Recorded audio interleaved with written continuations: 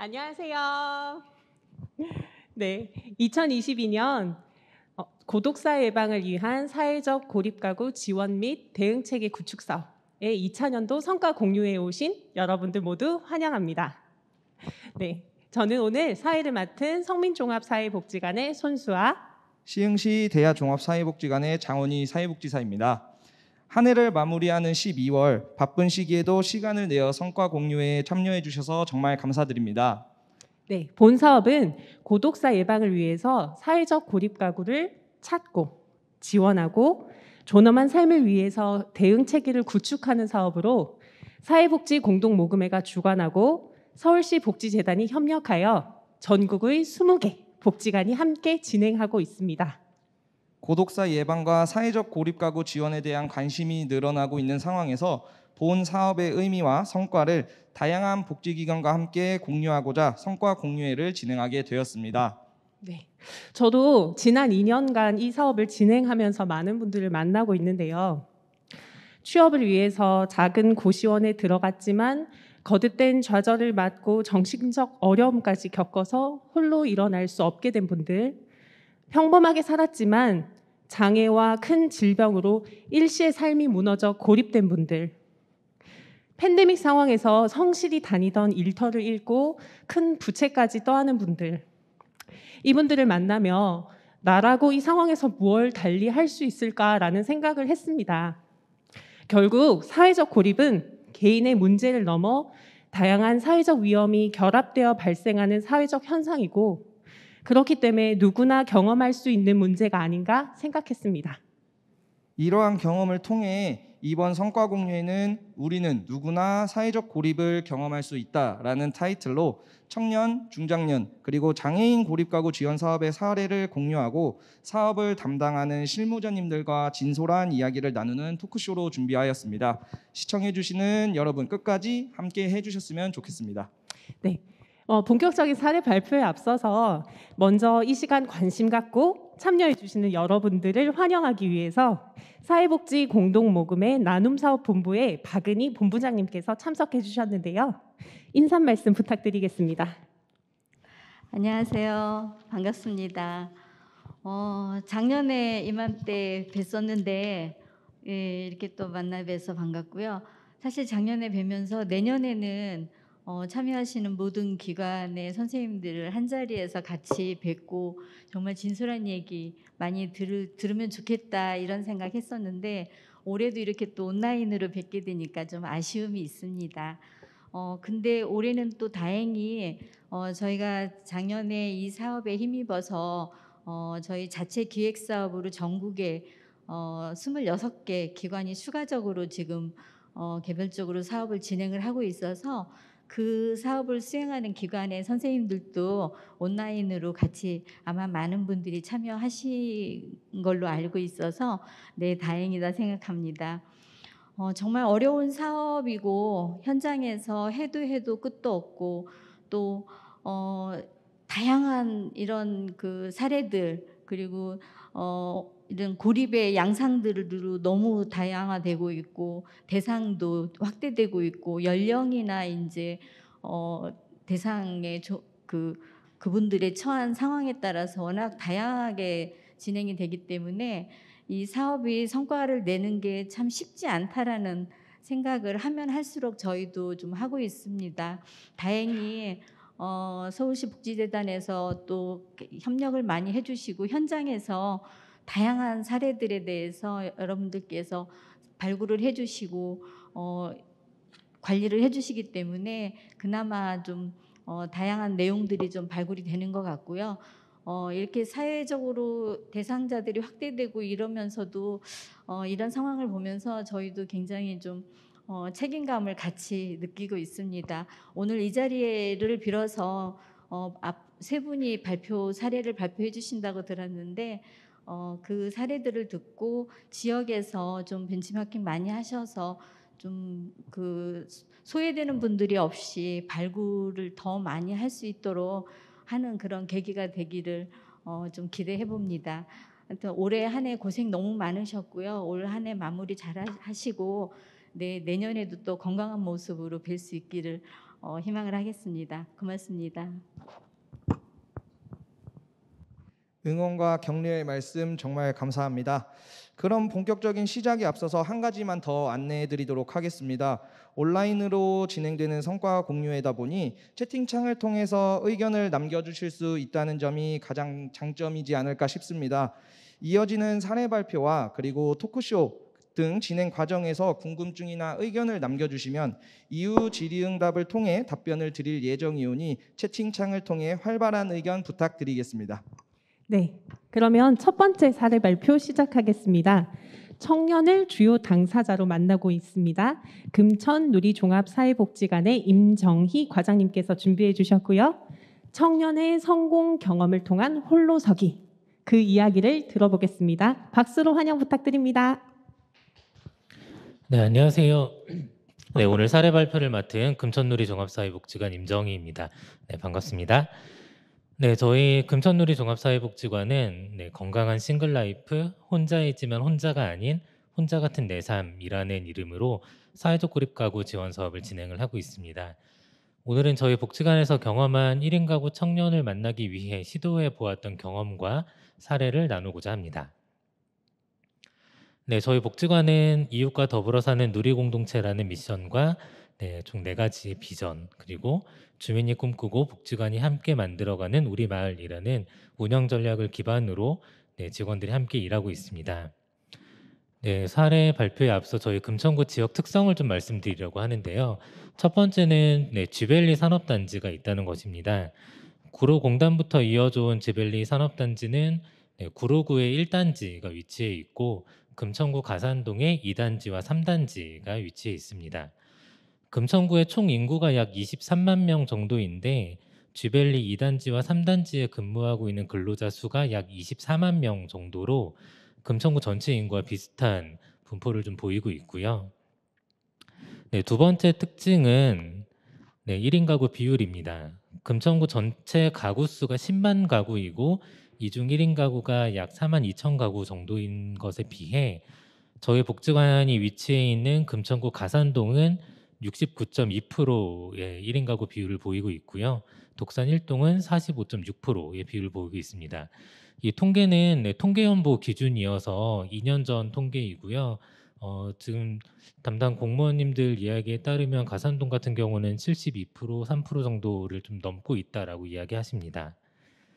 그 다음 특징은 금천구 연령대별 인구를 좀 한번 살펴봤는데요. 금천구 전체 인구 대비 50대 인구가 가장 많고 그 다음에 20대 인구가 가장 높은 것으로 나타나는데 아까 1인 가구 비율이 높았던 가산동과 독산 1동 지역은 20, 30대 인구 비율이 가장 높은 동으로 좀 나타나고 있습니다. 이러한 지역적 특성을 좀 종합해 보면 가산동과 독산 1동이 1인 가구 수도 가장 많고 20, 30대 청년의 수도 가장 많다. 그 결과 20, 30대 1인 가구 청년이 많을 수도 있겠다라는 그런 지역적 특성들을 가지고 이 사업을 기획을 했습니다. 네, 금천누리복지관에서는 이제 다양한 방법으로 1인 가구 청년을 만났습니다. 복지관에서도 청년을 사회복지의 당사자로 만나는 것이 처음이었기 때문에 다양한 시도들을 했는데요. 제일 먼저 활용한 것이 온라인 홍보입니다. 카카오 채널을 통해서 첫 만남을 대면이나 유선보다는 채팅으로 청년이 복지관이 접근하는 문턱을 낮추기 위해 노력을 했고요. 당근마켓을 통해서 복지관에서 진행하는 다양한 사업과 활동을 홍보하고 자연스럽게 카카오 채널로 유입될 수 있도록 하였습니다. 그리고 사회적 고립 척도 조사를 온라인으로 진행을 하고 온라인 설문에 응하신 분들에게는 편의점 상품권을 리워드로 드리면서 고위험군에 있는 청년을 찾기 위해 노력했습니다. 온라인 외에도 오프라인 홍보도 진행을 했는데요. 가산동과 독산 1동 지역에 있는 원룸과 오피스텔 저희가 총 80개 건물을 가가오 방문하면서 우편함에 사업 홍보지를 꽂아놓기도 하였고 건물 안으로 직접 들어갈 수 있는 곳들은 월세 지원이라고 적혀있는 자석 스티커를 현관에 부착하기도 했습니다. 또한 배달 음식을 주로 이용하는 청년층을 겨냥해서 지역에 있는 배달 라이더 사무소를 저희가 찾아서 음식을 배달할 때 저희 사업 홍보지를 같이 껴서 배달해 주시기를 부탁드리기도 했고요. 쥐벨리에 있는 지식산업센터 운영위원분들의 협조로 대륙 테크노타운 로비에서 직장인을 대상으로 저희 사업을 홍보하는 홍보 부스도 함께 운영했습니다. 이러한 노력으로 약 80여 명의 청년들을 접촉할 수 있었고 그중에 사회적 고립 위험에 있는 청년 39명을 만났습니다. 저희가 청년을 직접 만나면서 가장 중요하게 생각한 한 가지는 거절받지 않는 경험입니다. 취업에 실패하고 해고당하고 이별하고 그리고 어렵게 찾아간 주민센터에서도 젊다는 이유로 거절당하는 청년들이 이러한 경험들이 쌓여서 사회적 관계의 위축으로 나타나기도 했습니다. 그래서 복지관에서는 성공할 수 있는 경험, 이러한 경험을 주고자 노력을 했고요. 명확한 사회적 고립의 상황이 아니더라도 복지관에 방문하면 팀원이 카드라도 지원해 줄 수 있도록 그러한 성공 경험을 드리려고 노력하였습니다. 그렇게 해서 만난 34살 김누리 청년에 대한 이야기입니다. 이 당사자분은 동네 분식점에 붙어 있는 저희 사업 홍보지를 보셨고 그 홍보지에 있는 QR코드, QR코드를 접속하면 저희 카카오 채널로 연결이 돼 있었거든요. 그래서 카카오 채널을 통해서 상담 요청을 하셨고요. 첫 번째 채팅 이후에 저희가 되도록이면 대면 상담을 하실 수 있도록 안내를 드렸지만 당사자의 상황상 당분간 온라인으로 상담을 진행을 했습니다. 당사자분은 직장에 다니고 있었고 치매를 앓고 있는 어머니의 케어로 일하는 데 지장이 생겨서 권고사직을 당한 상황이었습니다. 어머니의 가출 소식을 듣고 어머니를 찾기 위해 돌아다니던 중 어머니가 없으면 좋겠다, 엄마를 죽여야 되겠다라는 생각이 갑자기 들어서 이 생각이 되게 위험하다라는 생각이 드셨고 그 길로 바로 근처에 있었던 정신건강의학과를 찾아가 상담을 요청하셨고요. 그 상담의 솔루션으로 가족과 왕래하지 않는 것을 솔루션으로 받아서 저희를 만난 당시에도 가족과는 전혀 왕래하지 않고 있었던 상황입니다. 그리고 친구들을 만나면 친구들로부터 왜 그렇게 살고 있어? 한심하다. 지금 네 나이가 몇인데 이런 이야기들을 들으면서 그런 관계 안에서 내가 잘 살아가고 있지 못하다라는 생각에 빠져 있기도 했고요.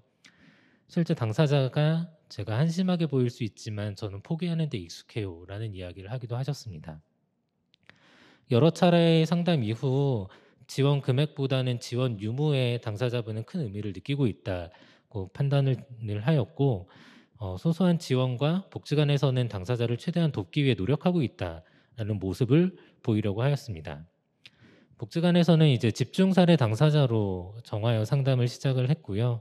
사례 관리 목표는 경제적 어려움의 완화와 정신건강 전문 상담으로 당사자와 함께 결정을 했습니다.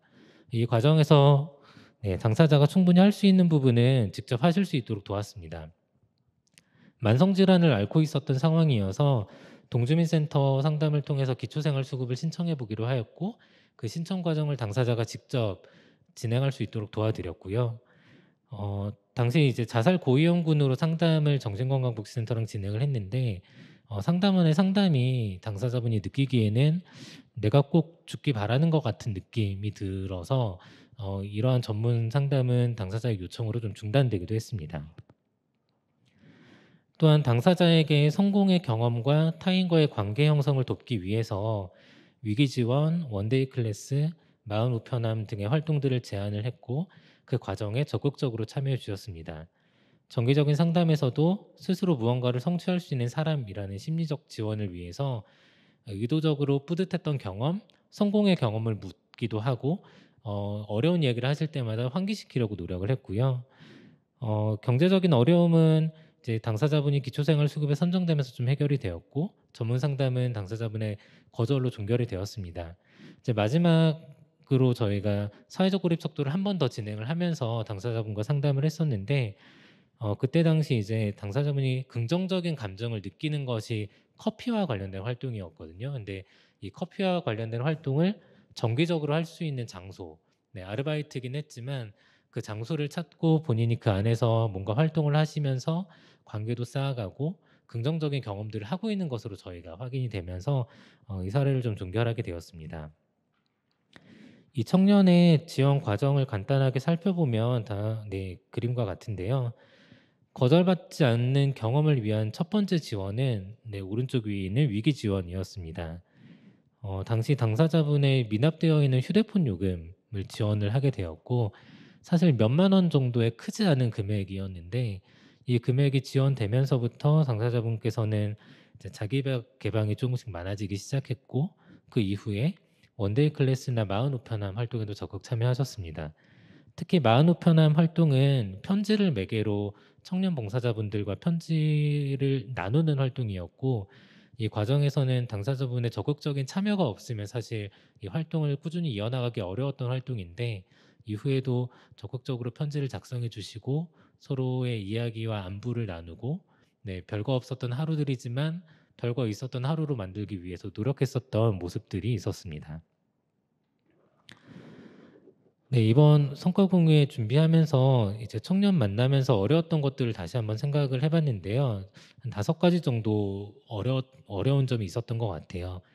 첫 번째는 처음 만나는 청년이었습니다. 복지관에서는 청년을 만났던 경험이 봉사자 아니면 실습생 정도로 청년을 만났지 사회복지 서비스의 당사자로 청년을 만나는 경험이 처음이었기 때문에 어떻게 만나야 되고 만나서 무슨 이야기를 해야 되는지 매우 고민이었지만 지금 생각해보니 결국에는 그동안 만났던 당사자분들과 크게 다르지 않다라는 생각이 들었고요. 두 번째는 예민한 지점이 각기 다른 청년입니다. 어떤 청년은 동성애 실무자가 상담하는 것을 예민하게 받아들이시는 청년, 그리고 자신의 가족 관계를 묻는 것에 예민함을 보이는 청년. 각각 예민한 지점들이 너무 달라서 한 명 한 명의 청년을 만나 상담하는 것을 매우 신중하게 접근을 했습니다. 그래서 개별화하여 접근하려는 노력을 했었고요. 그 결과 청년의 고립의 예방과 해결을 청년들이 무조건 모여서 진행하는 프로그램의 형태가 아니라 오히려 개별 사례관리 형태로 접근하는 것이 더 맞을 수 있겠다라는 생각이 들었고 상담의 형식으로 풀어내는 결과를 좀 얻게 되었습니다. 세 번째는 당사자를 만나는 우리 실무자들도 청년이었다는 것입니다. 당사자의 상황과 감정이 너무나 공감이 되어서 당사자에게 너무나 감정이입이 되는 상황들도 있었고요. 그래서 실무자가 오히려 더 우울해하거나 객관적인 판단을 하지 못하는 경우들도 있었습니다. 그래서 당사자의 감정과 상황을 한 발 떨어져 살펴보려는 노력들을 했고 서비스를 결정하는 과정에서는 당사자를 상담한 상담 실무자의 의견도 중요하지만 한 발 떨어져 있는 같은 팀원들의 의견들을 조금 더 적극적으로 반영해서 서비스를 결정하기도 했습니다. 네 번째는 고립이 맞나라는 생각이었고요. 저희가 만난 청년들은 주로 이제 경제적인 어려움보다는 관계에 대한 어려움들이 많이 있었고 그러다 보니 복지관에서 그동안 서비스의 유무를 결정하는 데 주요한 기준이었던 소득 아니면 경제력 이런 것들을 기준으로 이제 지원 여부를 결정하기에는 어려움들이 있었습니다. 그리고 주관적인 고립도를 기준으로 하다 보니 이게 진짜 고립이 맞나? 라는 의심이 들기도 했지만 우리가 의심하기 시작하면 아무것도 하지 못한다라는 생각으로 되도록이면 청년 당사자의 이야기를 믿고 신뢰하는 방향으로 일을 했습니다. 마지막은 필요와 실제의 다름인데요. 청년을 만나면서 청년들이 필요로 하는 다양한 활동들, 욕구들을 알게 되었습니다. 그래서 그 욕구를 기반으로 프로그램을 기획해봤는데 정작 욕구는 많으나 프로그램에 참여하는 청년은 많지 않더라고요. 그래서 이런 것들이 청년을 대상으로 하는 프로그램에 대한 경험이 복지관에 많이 쌓여있지 않아서인가? 라는 생각들이 있었고 아직까지 고민되는 지점으로 좀 남아 있습니다. 하지만 앞으로 청년을 대상으로 하는 활동들에 대한 경험치가 많이 쌓이면 적절한 방법을 찾아낼 것으로 기대하고 있습니다. 지금까지 저희 복지관의 고독사 예방을 위한 사회적 고립가구 지원 및 대응체계 구축 사업 건강한 싱글라이프 혼자이지만 혼자가 아닌 혼자 같은 내 삶의 사례 발표를 마치도록 하겠습니다. 경청해 주셔서 감사합니다. 네, 포기하는 게 익숙하다라고 말하는 그 당사자의 말이 마음에 남는데요. 그들에게 거절받지 않는 경험, 성공 경험을 얻을 수 있도록 애쓰진 금천누리 종합사회복지관에 애씀에 박수를 보내고 싶습니다. 그 채팅창에 보니까 솔트2 그 참여하시는 분도 시작을 멋있게 해주셔서 응원한다고 남겨주셨네요. 네, 두 번째 발표는 중장년 당사자에 대한 접근과 지원을 중심으로 오산종합사회복지관 양미나 과장님께서 준비해 주셨습니다. 똑똑 당신의 마음 문을 두드립니다. 어떤 이야기일지 들어볼까요? 힘찬 박수로 맞이해 주세요. 네, 안녕하세요. 고립가구 발굴 및 지원 중장년 사례 발표를 맡은 오산종합사회복지관의 양미나라고 합니다. 먼저 그 발표에 앞서서 11월 수행기가 워크숍이 있었는데요. 전국의 20개 기관 종사자분을 만날 수 있었습니다. 만나서 쉬는 시간이나 토론 시간, 그리고 밥 먹는 시간, 여러 시간마다 고립가구를 어떻게 더 잘 발굴할 수 있을까? 다 어떻게 더 지원할 수 있을까? 이런 상황에서는 어떻게 하면 좋을까를 절실하게 고민하는 그런 모습들을 만날 수 있었는데요. 그렇게 해서 전국에서 고민하는 사회복지사들과 연대하고 함께 활동할 수 있는 것에 정말 간절함이 우리 모두에게 있구나라는 마음을 느끼면서 또 이렇게 고립가구 지원을 위해서 서울시복지재단과 공동모금회에서 전폭적으로 지원해 주시는 부분에 있어서 감사 인사 먼저 드리고 싶습니다. 사례 발표하는 것이 개인적으로는 굉장히 긴장되는 부분인데요. 각 지역에서 각자, 각 기관에서 열심히 하신 것들을 그리고 잘 먼저 고민했던 것들에 대한 노하우를 함께 공유하는 부분이겠구나라고 생각해서 나름의 책임감으로 열심히 발표해 보도록 하겠습니다. 네, 간단하게 소개를 하자면 오산종합사회복지관의 과장인데요. 그 고립가구 발굴 및 지원에 대한 사업을 하면서 내가 생각보다 소심하고 고민이 많구나.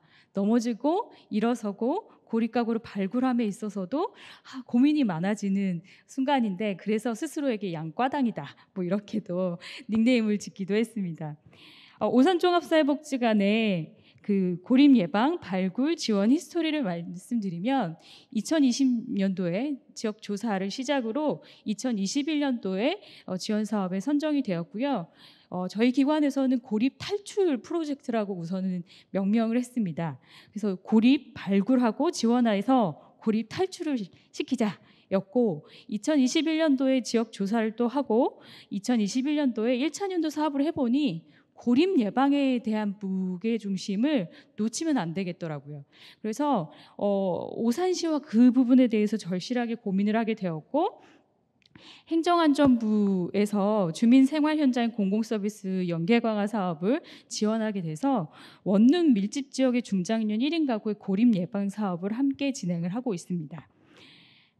네, 오산시에는 총 6개 동이 있고 총 3개 복지관에서 2개 동씩 사례관리를 관할지역으로 구분을 하고 있습니다.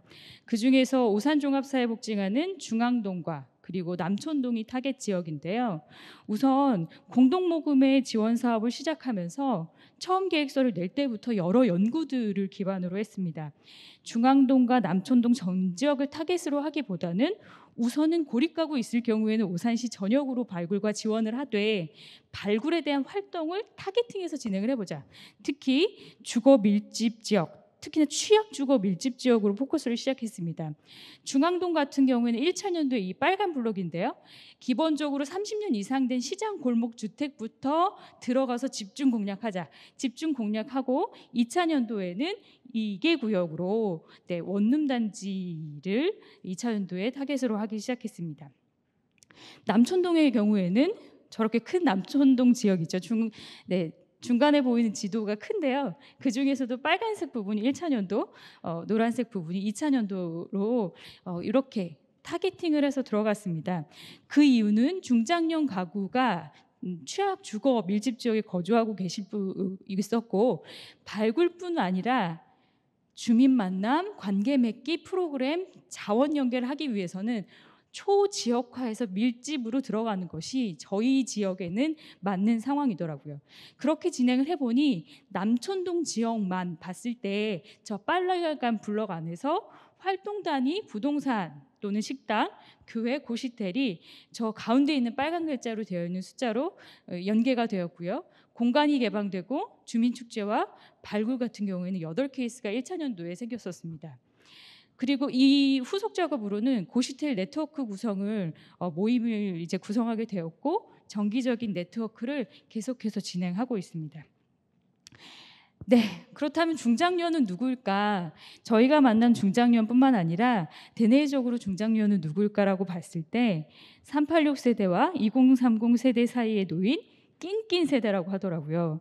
민주화 세대뿐만 아니라 역사적 경험을 공유해 본 세대, 베이비붐 세대로 코로나19 이후 가장 우울감이 빠르게 증가하고 있다는 세대입니다. 중장년 같은 경우 여러 성공 경험을 했다가 격변의 시기를 경험하면서 극복하면서 자신의 상황을 임시적인 상황으로 간주하고 방치하고 있을 수 있더라고요. 송인주 박사님이 작성하신 기사를 보면서 더 공감을 하게 되었는데 제가 만난 당사자분들도 대부분이 그러셨습니다. 시도할 것을 다 하고 지쳐버린 상태, 공공 서비스와 제도에 대한 신뢰가 부족하거나 공공 서비스와 제도에 진입하는 것 자체가 수치심과 낙인감이 아닌가라는 것으로 거친 표현을 한다거나 아니면 아예 말문을 막아버리거나 마음문까지 닫혀 있는 분들이셨습니다. 특히나 노후주택이나 고시원 쪽방 창고에서 살고 있는 중장년의 고독사 위험이 높은 부분은 실제 사업을 진행하면서 맞구나, 정말 그렇구나 이렇게 느끼게 된 부분인데요. 취약주거 밀집 지역을 타겟팅해서 지역으로 세밀하게 들어가 보니까 정말 그렇더라고요. 특히나 경제적 지원뿐만 아니라 인적 네트워크 구성하고 조직화하는 부분은 우리가 좀 놓치면 안 될 부분이다라고 생각을 했습니다. 단순히 물품 지원을 하는 것뿐만 아니라 관계망을 형성하는데 저희 오산종합사회복지관에 집중을 했고요. 그래서 관계를 형성하고 이웃과 함께 중장년의 마음의 문을 열게 하는 다양한 방법을 고민하게 되었습니다. 그렇게 해서 다양한 시도를 하게 됐는데 고립 당사자의 굳게 닫힌 문을 어떻게 열 수 있을까? 주민활동단 주민분들과 함께 같이 고민하게 되었습니다. 주민활동단 분들께서 제안해 주시더라고요. 주민들에게 편지를 써보면 어떨까요? 손편지에 정성을 담아보죠. 좋은 아이디어였어요.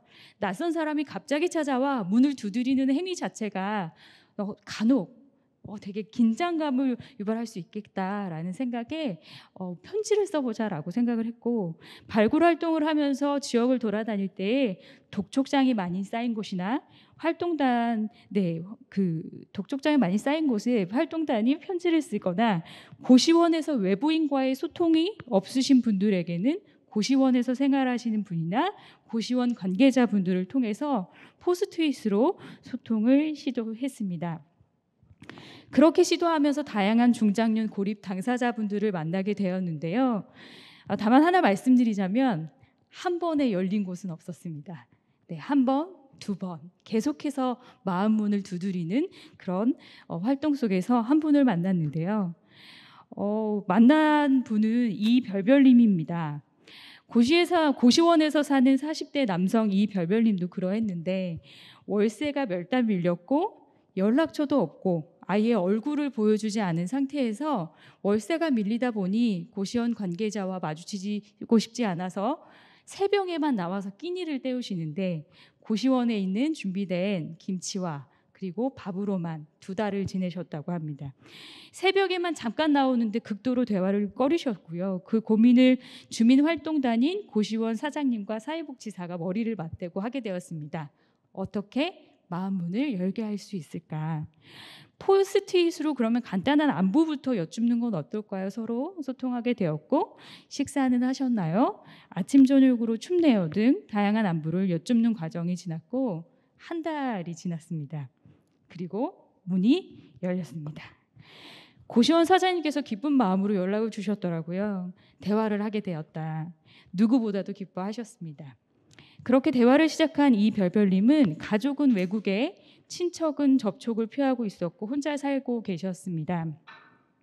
건강 상태가 안 좋은 상황에서 고시원에서 제공되는 밥과 김치로만 2달여간은 생활을 했다고 합니다. 회사는 도산했고 일용직으로 경제 활동을 유지하고 있으나 건강 악화와 카드빚으로 인해서 어려움에 마음 문을 굳게 닫아 놓으신 거죠. 방세가 밀리다 보니까 고시원 사장님의 눈을 피해서 새벽에만 활동을 하셨고요. 누군가에게 자신의 이야기를 한다는 것 자체를 굉장히 꺼려하시던 이 별별님께서 마음 문을 열어주신 데에는 고시원 관계자, 주민활동단의 역할이 꽤 컸습니다. 공감형 대화와 신뢰를 쌓는 과정, 꾸준히 관심 갖고 관계 맺기, 복지관에서는 과하지 않는 느슨한 인사와 관심을 표현했습니다. 그렇게 된 이후에 공적 지원과 영양 지원, 상담 지원, 사회적 관계 프로그램들이 들어갔고 현재 이별별님은 5명의 관계가 생겼습니다. 이별별님께서 말씀하신 그래도 내가 마음을 나누는 이웃이다라고 했던 분이 앞에 보이시는 초록 색깔 글자의 2분입니다. 네, 이제 발표를 마무리할 텐데요. 이런 글을 조금 읽어보고 싶었습니다. 하늘이 맑아지는 순간이 잠시뿐이라고 해서 현실 속에서 민주주의가 잠시 동안만 실현될 수밖에 없다고 해서 우리가 그것을 포기해도 좋은 것은 아니다. 인간은 영물이어서 그 잠시 동안의 맑은 하늘을 절대로 잊지 못한다. 마음속 깊이 그 기억을 평생 갖고 살면서 언젠가 그것이 다시 실현될 날을 꿈꾸고 노력하고 쌓아놓은 게 인간이다. 녹색평론 김종철 선생님의 글인데요. 고립 당사자분들을 만나보니 그렇더라고요. 고립이 되었다가 지원되었다가 다시금 고립에 빠지는 경우가 꽤 있었습니다. 특히 제가 만난 중장년 분들도 그랬고요. 그럼에도 불구하고 누군가와 관계가 생기고 고립을 탈출하고자 고생하신 그 모습 속에서 이웃과의 관계가 생긴다면 그 이웃과의 관계를 기억하고 평생 갖고 살면서 다시금 내가 일어나야겠다라는 변화를 꿈꾸게 되는 것, 그것이 이 사업의 중점 아닐까 생각됩니다.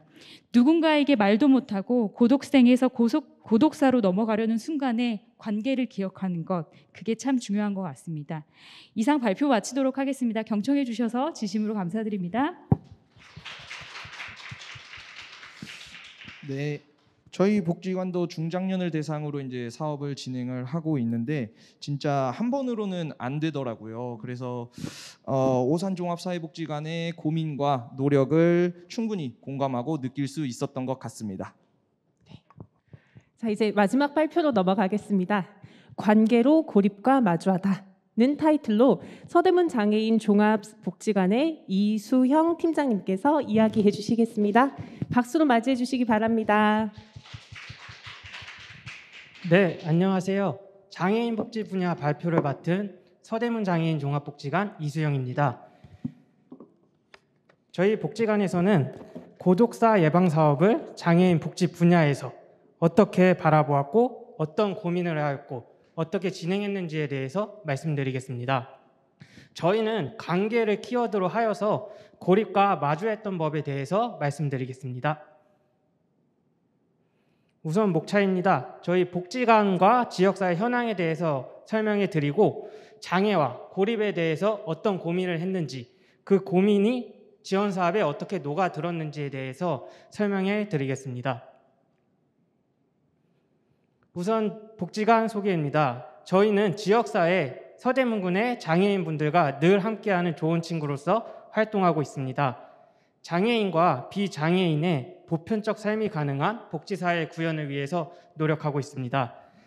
그리고 2023년까지 복지관, 이용자, 지역사회가 동반 성장하는 장애인 복지 환경을 구축하기 위해 노력하고 있는데 이번 고독사 예방 사업이 복지관과 이용자, 지역사회가 동반 성장하는 장애인 복지 환경을 구축하는 데 큰 도움이 되고 있습니다.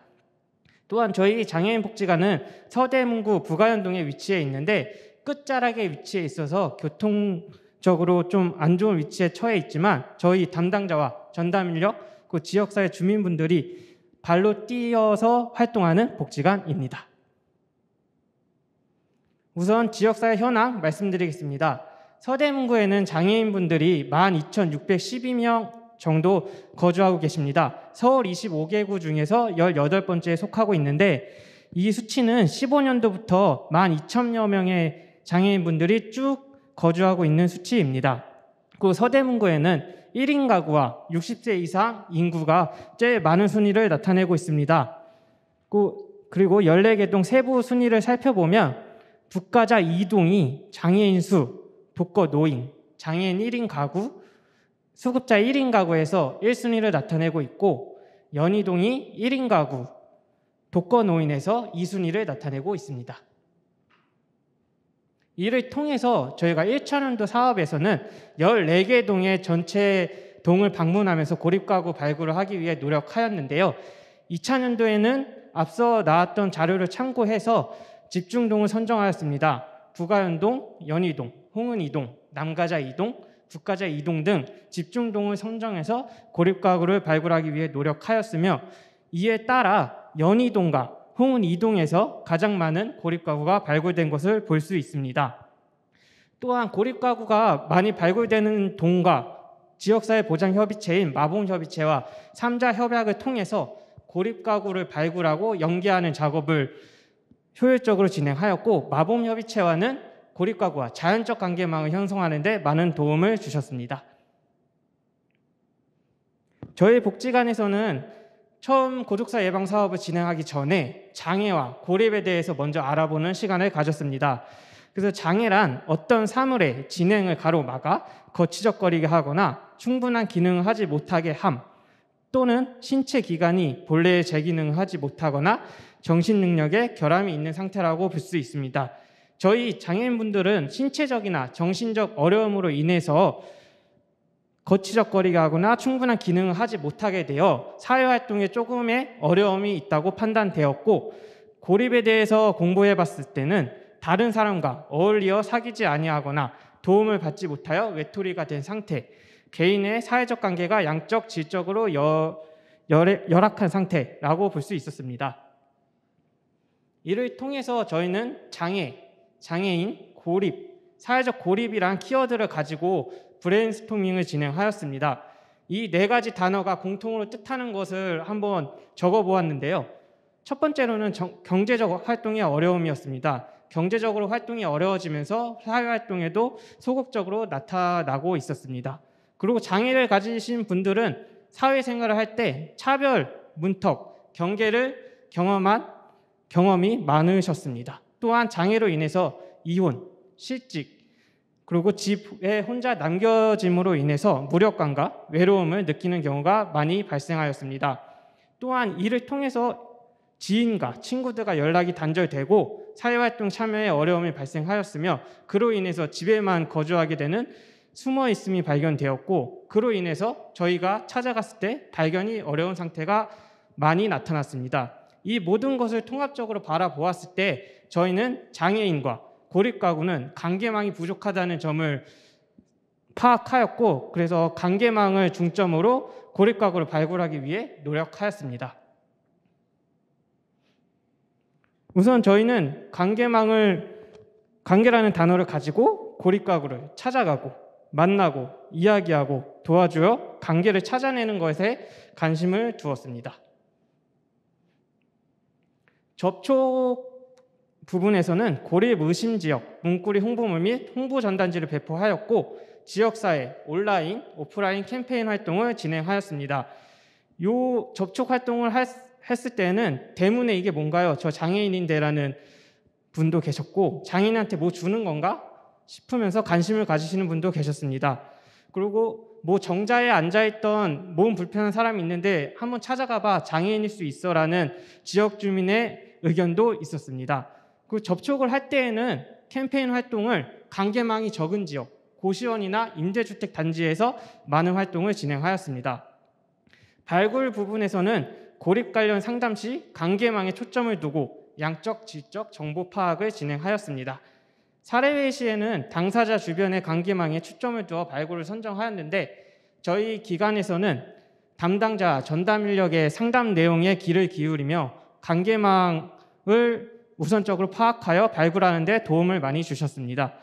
발굴할 때에는 장애인분들이 몸을 못 쓰게 되니까 다 떠나가 버렸다, 말만 가족이지 가족이 없다, 뭐 밖에 나가봤자 민폐만 끼치고 안 나가는 게 좋다, 몸이 불편하니까 전에 살던 곳을 갈 수가 없어서 친구들과 사이가 소원해졌다는 등의 사례가 있었습니다.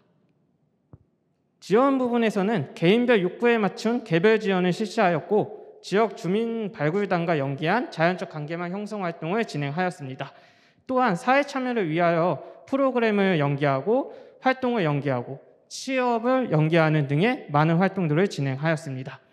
이때 사례로는 집을 치우고 싶어도 나도 모르게 또 놓고 있다는 분들도 있었고, 돈을 벌고 싶은데 장애로 인해 좀 어렵다는 분들도 계셨습니다. 그리고 선생님이 집에 찾아와 주시니까 기분이 좋다는 분들도 계셨고, 혼자 있는 게 너무 무서워하시는 장애인 분들도 계셨습니다. 저희는 종합복지관과 다르게 좀 지역 주민들의 방문이 좀 약한 조직인데요. 그래서 저희는 지역 조직을 발굴하고 연계하고 협력하기 위해 많은 노력을 하였습니다. 지역사회 내에 있는 14개 동 주민센터를 방문한 건 기본이고, 통장님들과 만나고 지역 주민들과 만나고 유관기관과 만나고 대학교를 찾아가서 저희 사업을 안내하고 저희 사업과 함께 할 수 있는지를 물어보고 진행하는 과정에 많은 시간을 투입하였습니다.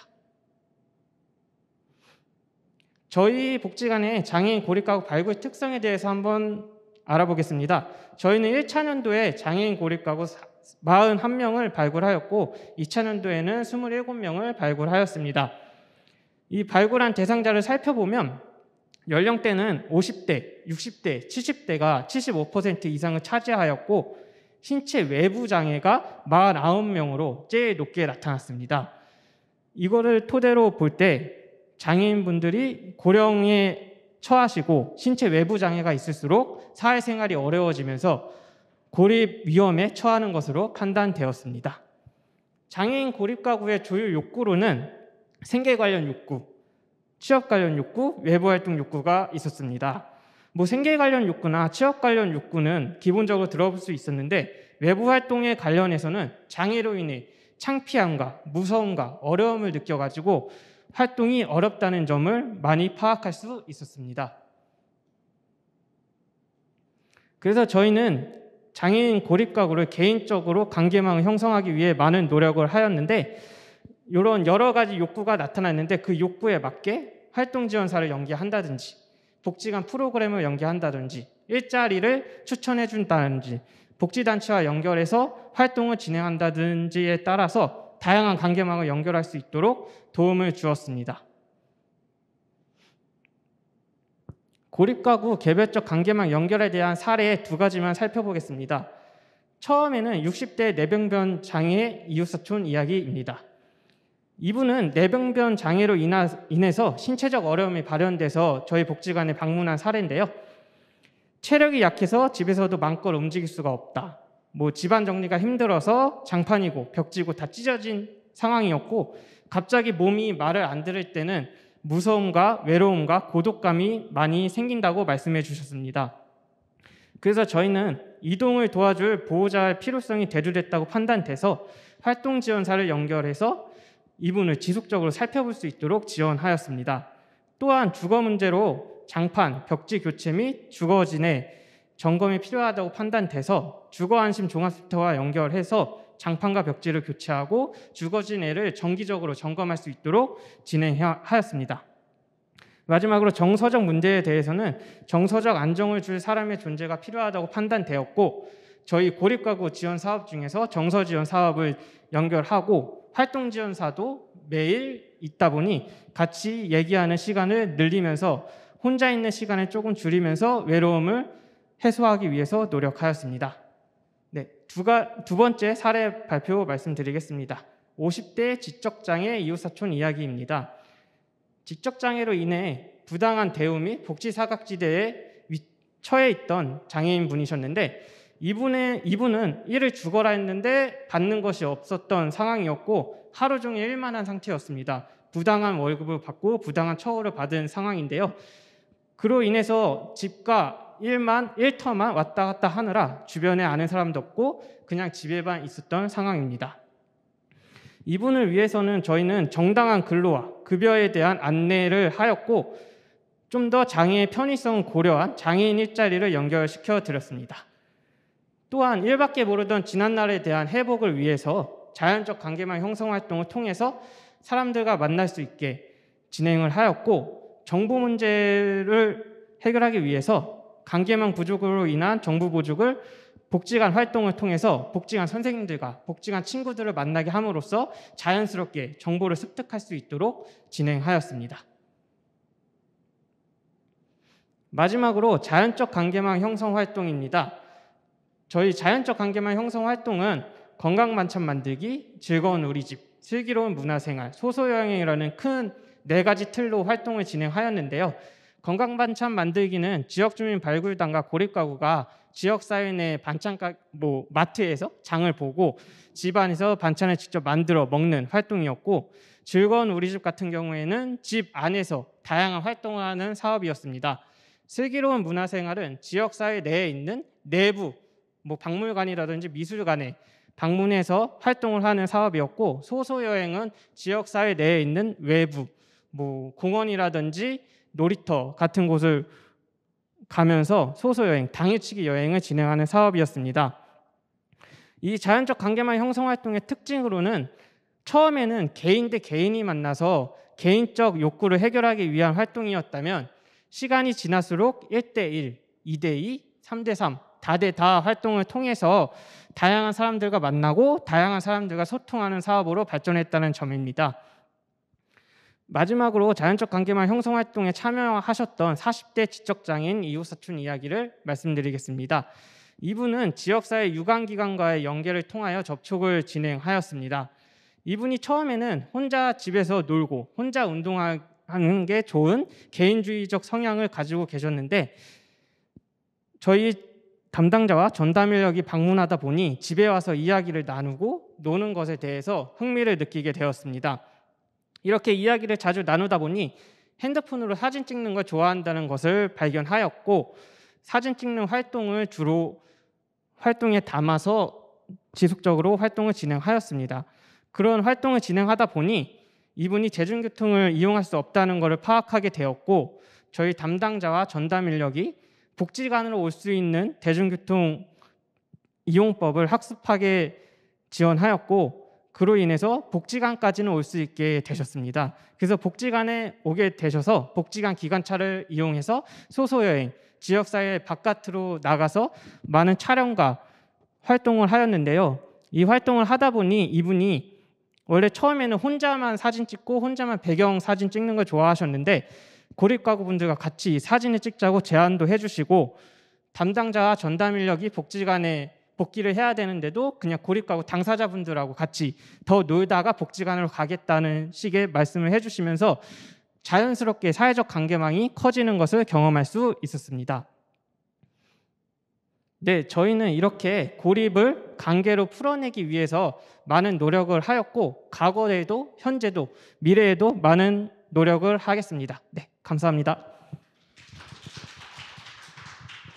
네, 죽어라 이래도 나아지는 게 없다라고 말씀하셨던 분이 생각이 나는데요. 그러한 이제 불합리한 근로 상황 같은 것들까지도 우리가 캐치하고 그런 것들을 바로잡고 옹호하는 이런 이제 다양한 일들을 감당해내야 되는 이제 그 담당 실무자분의 노고에 박수를 드리고 싶습니다. 네. 소중한 경험을 나눠주신 세 분의 사례 발표 잘 들었습니다. 이후 질의응답 시간이 마련되어 있으니 시청자분들께서는 궁금한 점이 있으시면 채팅창에 꼭 남겨주시면 감사하겠습니다. 이어서 전국의 20개소 복지관이 지난 1년간 고독사 예방과 사회적 고립가구 지원을 위해 활동한 현장의 모습을 영상으로 소개드린 후 기다리고 있으실 토크쇼를 이어가도록 하겠습니다. 영상 함께 보시겠습니다.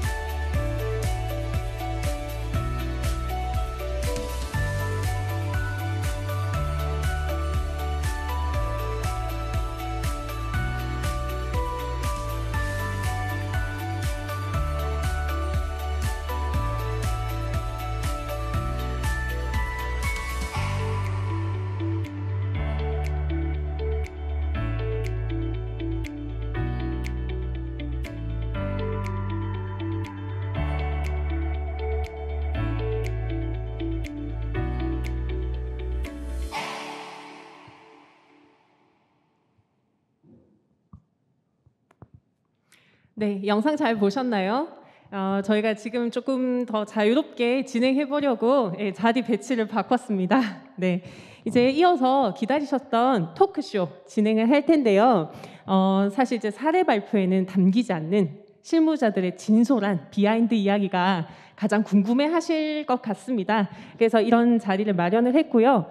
솔직 담백하게 이야기를 나누실 우리 내담자분들을 박수로 환영 부탁드립니다. 네, 먼저 토크쇼에 나와주신 선생님들 간단하게 자기소개 부탁드리도록 하겠습니다. 네, 저는 오산종합사회복지관의 양미나고요. 아까 말씀드렸던 양과당이기도 합니다. 반갑습니다. 네, 우유빛깔 양 과장님이라고 채팅에. 네. 예, 안녕하세요. 저는 금천누리복지관 임정이고요. 네, 2019년도부터 고립가구 지원 사업 담당을 하고 있습니다. 반갑습니다. 네, 안녕하세요. 저는 서대문 장애인 종합복지관에 근무하고 있는 이수영입니다. 다시 보니까 반갑습니다. 네. 그러면 첫 번째 질문입니다.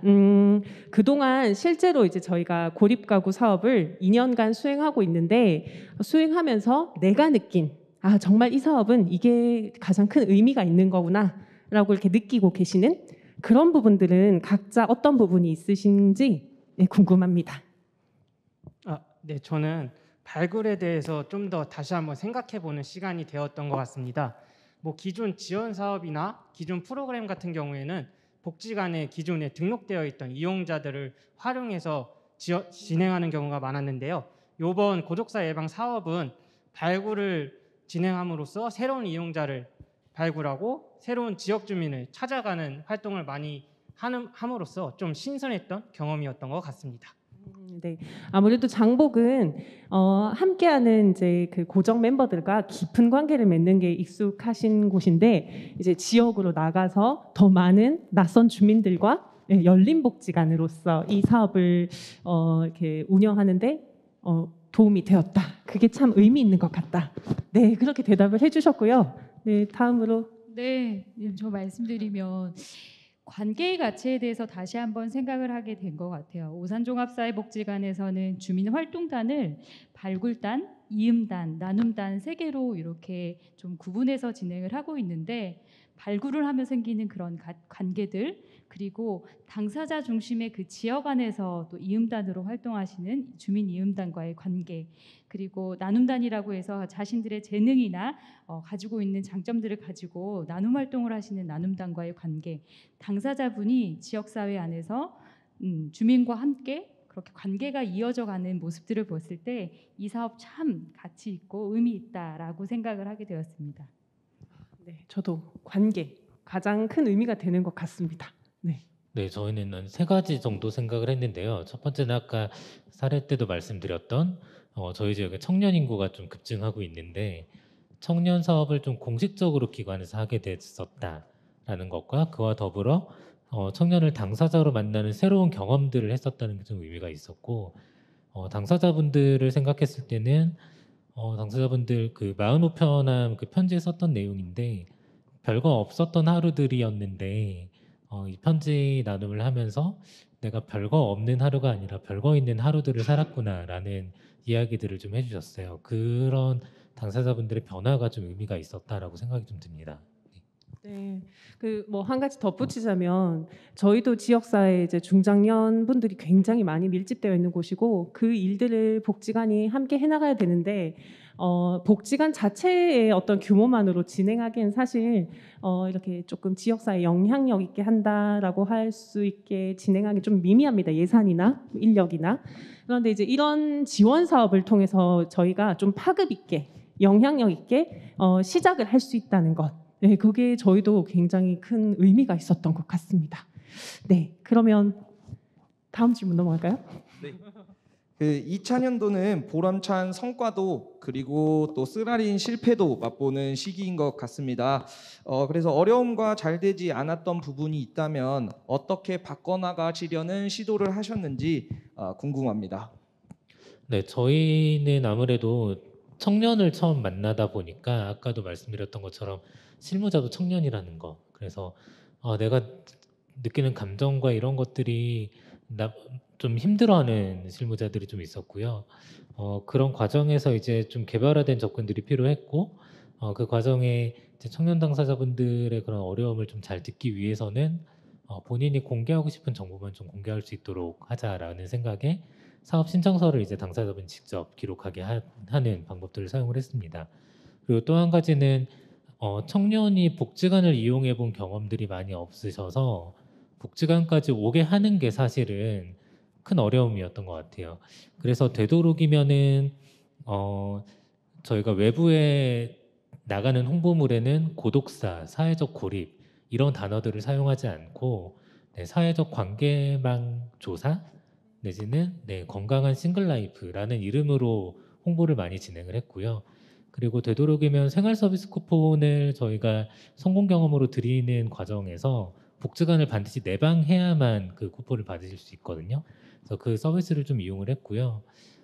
코로나로 다들 어려워하시지만 한편으로 코로나에 좀 감사한 게 전 국민이 줄을 서본 경험, 전 국민이 뭔가를 신청해서 받았던 경험들이 청년들도 좀 동일하게 있기 때문에 이전보다는 복지관에 뭔가 내가 신청한다, 복지관에 뭐 서비스를 받는다 그런 문턱들이 조금은 낮아진 것 같아요. 그래서 그런 것들 좀 많이 활용했던 것 같습니다. 네.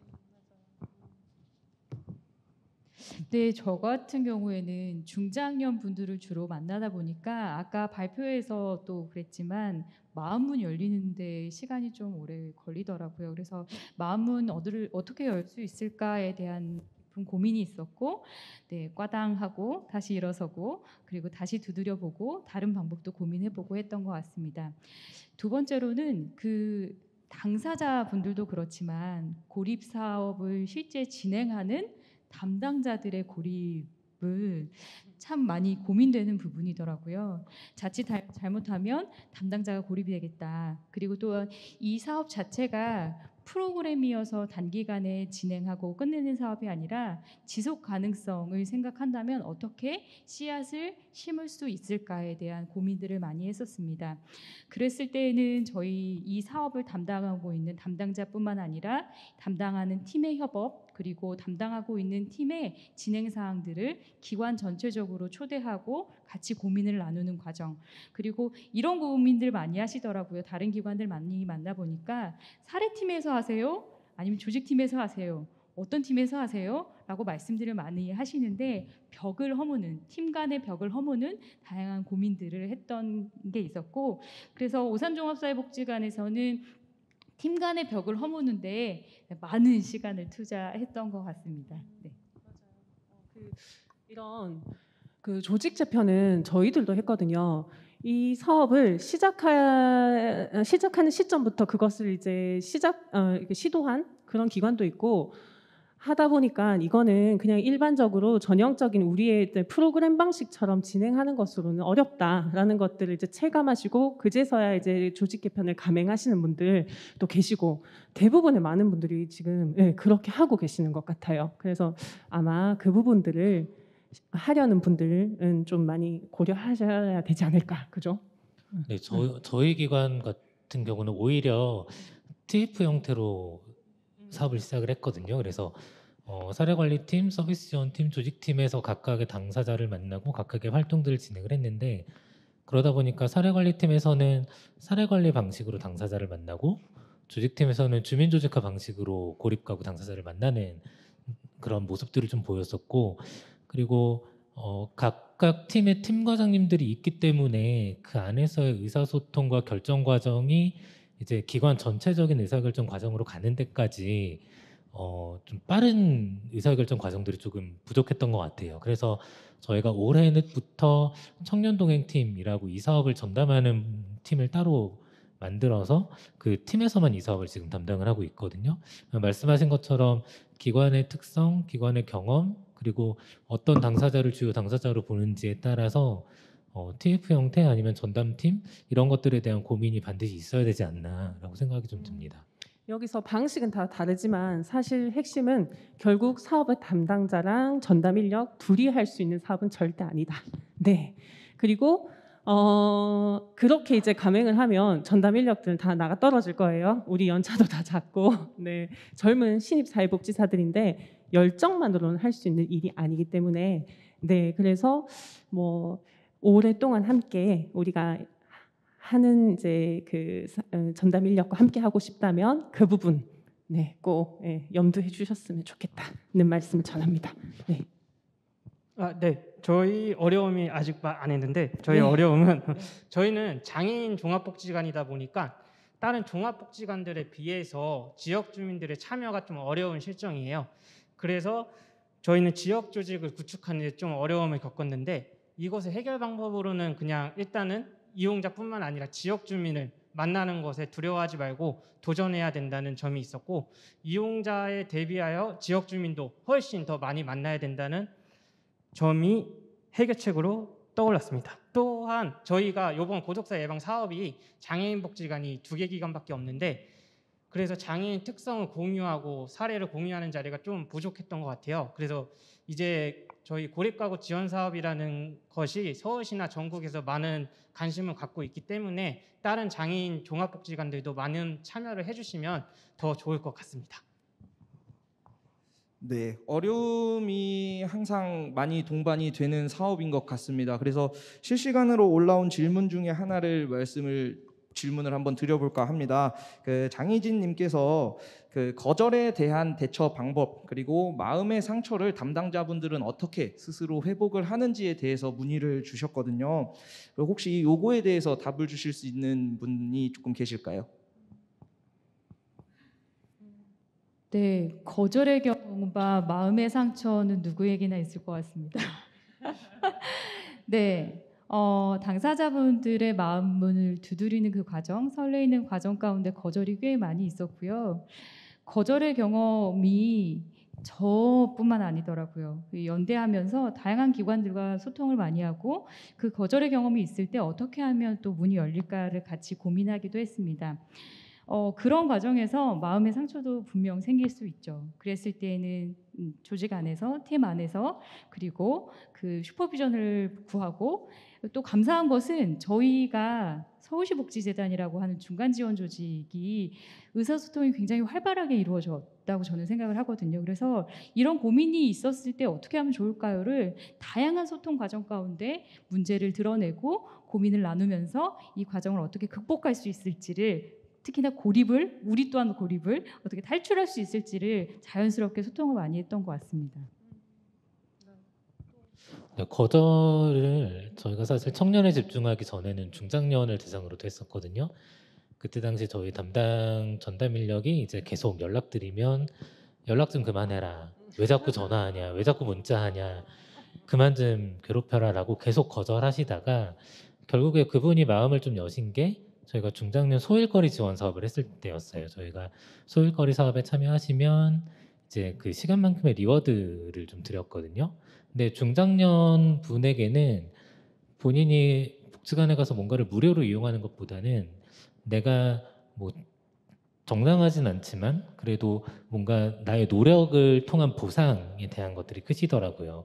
그 이후로부터는 담당자와 그 당사자분의 그런 관계가 잘 형성이 됐었던 것 같아요. 그걸 지금 생각해 보면 우리가 그 당사자분이 정말로 필요로 하는 게 무엇인지 조금 더 고민해봐야 되겠다라는 생각이 좀 들었고, 그 과정에 마음의 상처를 입었던 저희 전담 인력은 좀 울기도 했고, 좀 화가 나기도 했고 그랬지만 그래도 지속적으로 팀 안에서는 잘하고 있다.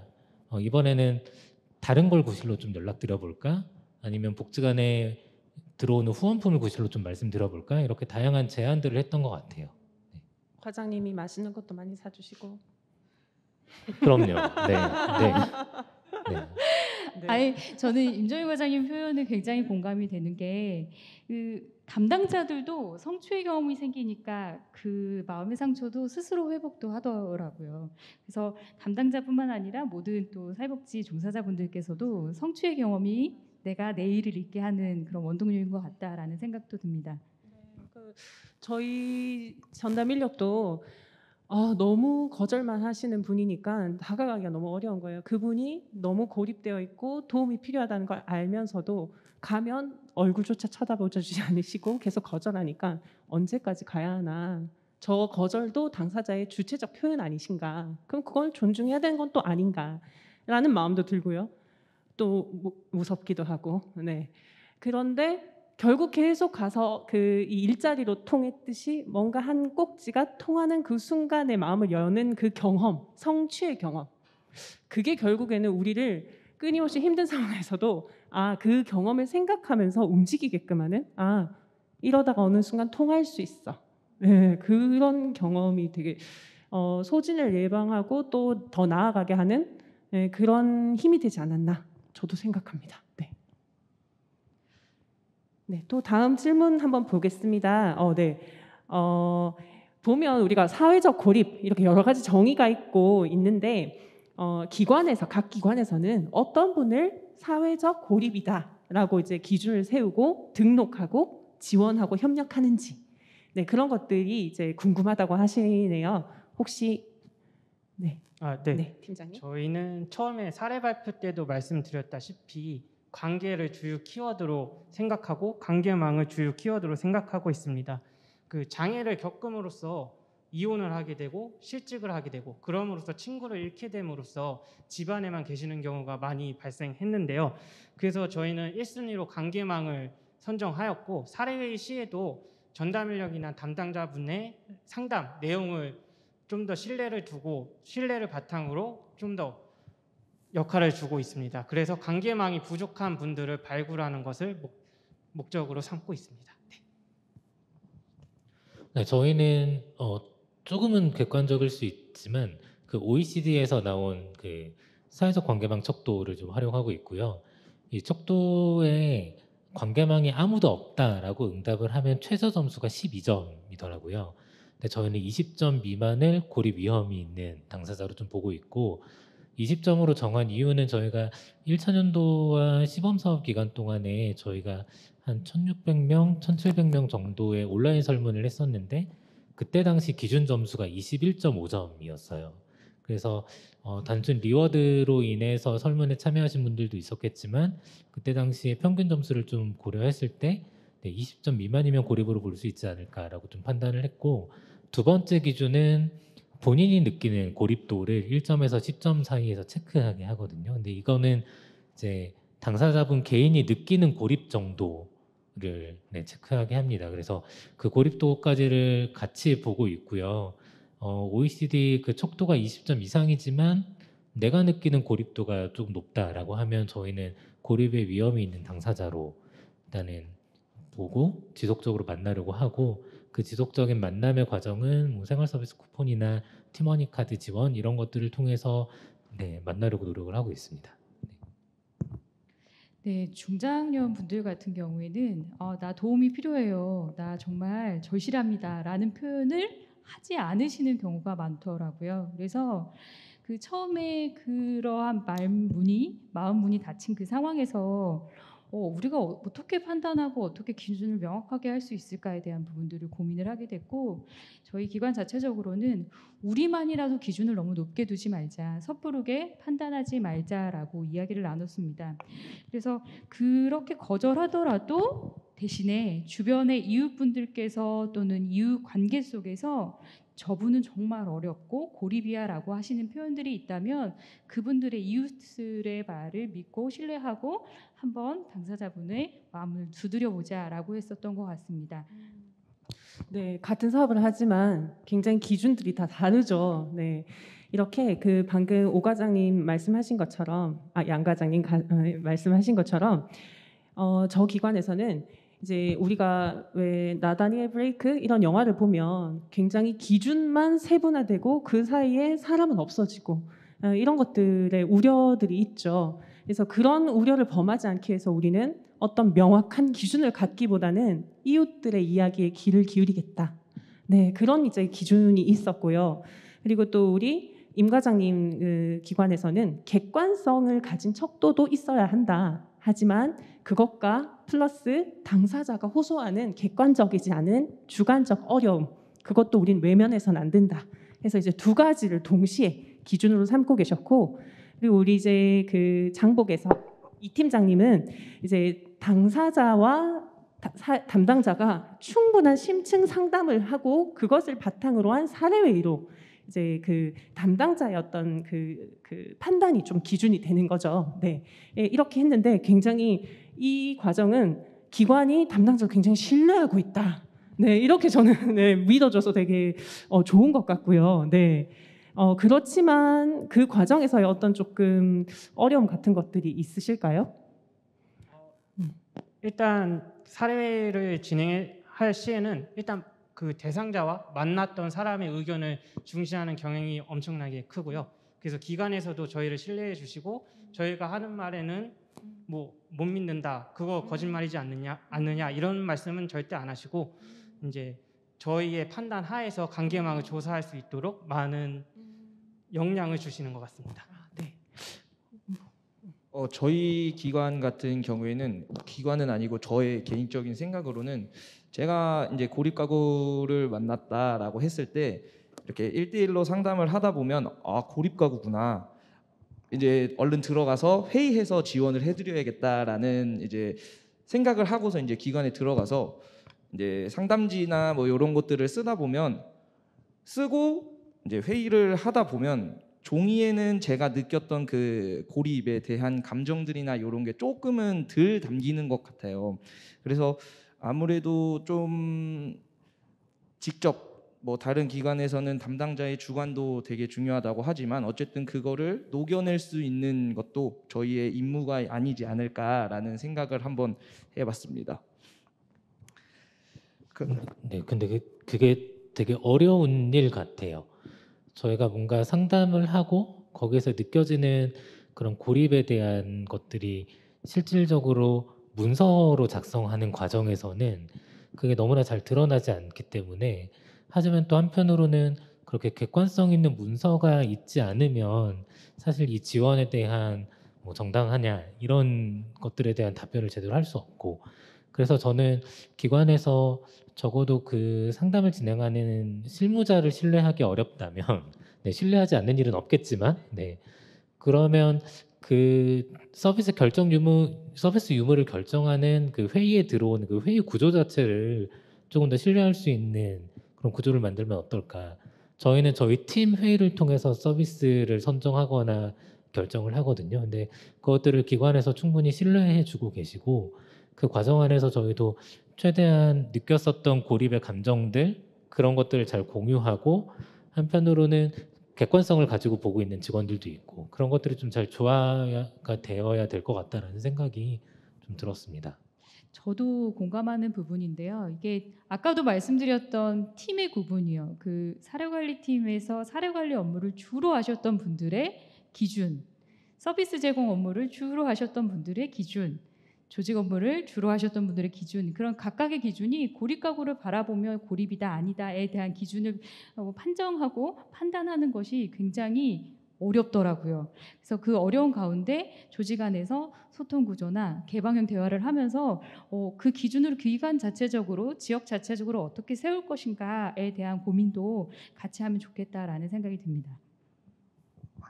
네, 너무 다양하고 좋은 이야기가 나왔는데 참고가 많이 되실 것 같습니다. 네, 또 저희 그 들어온 질문들 한번 보도록 하겠습니다. 네, 그 주민센터, 다른 유관기관, 이제 방금은 우리 내부의 협력에 관한 이야기를 나눴는데요. 이제 외부의 다른 이제 유관기관과 단체들과의 이제 협력이 굉장히 중요하죠, 이 사업에서. 그 과정에서의 어려움 생각나는 게 있으시면 한번 공유해 주시겠어요? 이거 정말 그 부분 어려운데 이거 참 중요하다.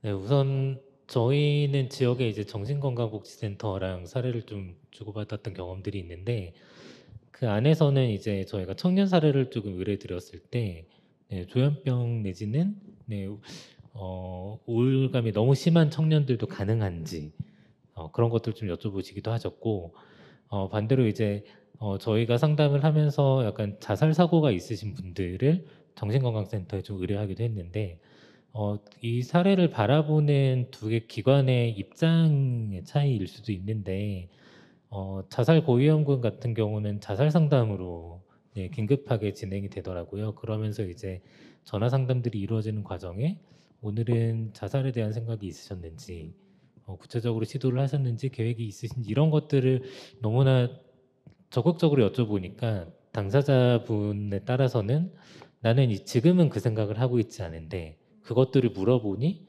나보고 지금 죽으라는 건가라는 얘기를 하셨던 분도 있고, 그리고 반대로 정신건강보호센터에서 이제 좀 우울감이 심하신 분들을 저희에게 의뢰했을 때 우리가 만나는 이 과정 가운데 이분의 우울감이 더 심해지면 어떡하지? 우리로 만나는 걸로 인해서 이분의 고립감이 더 심해지면 어떡하지? 우리는 우울 내지는 정신건강과 관련된 전문적인 역량이 없는데라는 그런 어려움들이 조금 있었던 것 같아요. 그리고 주민센터 같은 경우도 저희는 1층에 주민센터가 있거든요. 그래서 상당히 협업을 잘하고 있는데 그 과정에서 이제 저희가 주민센터에 요청드렸던 것들이 수급에 탈락하신 청년 세대를 대상으로 이제 저희 사업 홍보 문자를 좀 발송을 부탁드렸는데 주민센터에서 이제 개인정보라는 것 때문에 어려움이 있으신 거예요. 이게 필요한 거는 알지만 이렇게 하면 더 많은 어려움에 있는 분들을 찾을 수 있겠다라고 생각은 하시지만 이 개인정보라는 것 때문에 적극적으로 나서지 못하시는 경우들도 좀 덜어 있어서 협력이 개별 사례로 접근하면 잘 되지만 이런 뭔가 지역 단위로서 뭔가를 할 때는 그 안에서 서로 조정하고 결정해야 되고 그리고 여러 가지 검토해야 될 것들이 참 많구나라는 것들을 많이 느꼈습니다. 네. 네, 그 과장님께서는 이제 주민센터가 이런 그 많은 분들의 개인 정보를 일시에 가지고 있기 때문에 사실 협력만 그 원활하게 해주신다면 이 사업을 더 파급 있게 할 수 있는데 그런 부분들이 아쉬웠고 그런 부분들이 우리가 조금 더 개선해 나가야 되는 부분이 아닐까 이런 이야기를 해주셨어요. 근데 이제 저희 기관이 있는 이제 관악구 같은 경우에는 너무도 다행히 그 민관 협력이 어느 정도 됐어요. 그래서 저희 자치에 있는 이제 동주민센터에서는 그 이미 발견된 고립 위험이 있는 가구들 명단, 네, 이제 그 분들의 그 파악은 되어 있죠. 그렇지만 그 관에서 직접적으로 그분들을 위해서 뭔가 더 이상 할 것이 없고 할 수 있는 여력도 없고, 네, 그렇게 이제 그냥 방치되어 계시는. 네, 근데 사실 고독사 일어나는 비율을 보면 수급자분들이 60% 이상으로 더 많잖아요. 네, 그분들이 고독사에 더 취약하지 않다라고 할 수 없는 상황인데도 그분들에게 뭔가 더 이상 할 수 있는 여력이 없다는 것으로 방치되어 있는. 네, 이제 그분들에게 그래서 저희가 이제 초반에 협력을 위한 요청을 엄청 했어요. 회의를 계속 정례화하고 함께하자, 대응하자. 개인정보 유출 그냥 그쪽으로만 이제 초점을 맞출 것이 아니라 유출되지 않는 선에서 협력하는 방법이 있다. 그래서 이제 뭐 예를 들면 이제 설문조사를 하면 이제 생필품들을 드리니까 원하시면 어떤 장소에 오셔가지고 참여하시고 선물도 받아 가셔라 이런 홍보 문자를 일시에 뿌려 주시는 거죠. 네, 그런 걸 해주셨어요. 네, 그래서 우리가 만나고. 그다음에 그 파악되었지만 할 수 없던 고립 위험 가구분들의 이제 그 명단을 어떤 공공의 어떤 성격으로 이렇게 그분들에게 저희가 연락이 갈 수 있다, 네, 인사를 갈 수 있다, 가볍게 복지관이 주민들에게 어떤 일을 한다는 사실들을 알리고 있다. 그래서 이제 공공에서 협력하고 있다. 네, 그런 정도로 가볍게. 네, 네. 근데 어렵긴 했어요. 네, 그래서 이제 타깃한 우리 주민분들을 만나는데 좀 더 효율적이었던 것 같기는 합니다. 네, 그래서 지역 상황에 맞춰서 공공과의 협력은 굉장히 필수적이고 사실 그것만 잘 해결한다면, 잘 이뤄낸다면 우리 사업에 어떤 그 효과가 아주 극대화될 수 있다라는 경험을 했던 것 같습니다. 네, 다음으로. 네, 다음은 이제 그 강현성님의 질문입니다. 아까 오산종합사회복지관에서 어쨌든 중장년분들을 위한 모임이나 이렇게 활동을 한다고 하셨는데, 그거에 대한 그 중장년 모임에 대한 활동 내용에 대해서 질문을 주셨습니다. 혹시 답변이 가능하실까요? 네, 그 중장년 모임을 먼저 말씀드리기에 앞서가지고 그 명절마다 저희 기관 같은 경우에는 집중 발굴 기간을 운영하기도 하면서 명절에 누구 하나 또는 이웃, 가족을 못 만나는 당사자분들의 마음을 조금 모아보는 건 어떨까 싶어서 조그마한 동네 잔치들도 계속해서 이어가고 있습니다. 이번 추석 때도 동네 그 걸동이라고 하는 지역 안에 한 건물 옆에 있는 조그마한 주차장에 모여 앉아서 주민활동단 분들과 전을 부쳐가지고 나눴는데 그때 지나가시는 분들은 별거 아니라고 생각을 하셨겠지만 저희가 초대했던 분은 이번 연도에 당사자로 발굴되셨던 분들이 대부분이셨어요. 그래서 중장년 분들의 모임을 하기에 앞서서 편안하게 스쳐 지나가듯이 인사할 수 있는 꼭지들을 만들어 보는 거 그거 되게 중요한 것 같다라는 생각이 들고 이제 말씀 주신 그 중장년 모임을 공동모금의 지원 사업으로 하고 있지는 않고 아까 말씀드렸던 행정안전부 지원 사업의 고립 예방 사업으로 이제 진행을 하고 있는데요. 중장년 분들을 대상으로 워크샵도 진행을 하고 주민참여 워크샵이라는 것도 진행하고 FGI도 진행을 했는데 대화가 간절하신 거예요. 나 누군가랑 말하고 싶은데 원룸 안에 갇혀 있으면서 누구와 대화하지 못한 게 거의 일주일에 한두 번밖에는 대화하지 못했다. 뭐 이런 분들도 계시고요. 그래서 한 달에 한 번씩 그냥 일상을 나누는 대화 모임은 어떨까? 어떤 분은 그런 말씀도 하셨어요. 마을 모임이 없다. 반상회가 없다. 이 지역은 왜 그런 게 없는가? 뭐 이런 말씀도 해주셨는데요. 한 달에 한 번씩 개방으로 모임을 갖고 대화 모임을 이끌어가고 있는데 이끌어감에 있어가지고 복지관이 주축으로 하고 있지는 않고요. 복지관에서 시작은 하고 있으나 그들 스스로 모이고 만나며 관계를 이어가는 모임을 엉성하다고 할까요? 조금 약간의 느슨한 그런 모임들을 천천히 하나씩 만들어가고 있는 요즘입니다. 네, 저희도 사실 청년 사례를 주로 발표하긴 했지만 저희 사업 그 단위 안에 중장년 모임도 있거든요.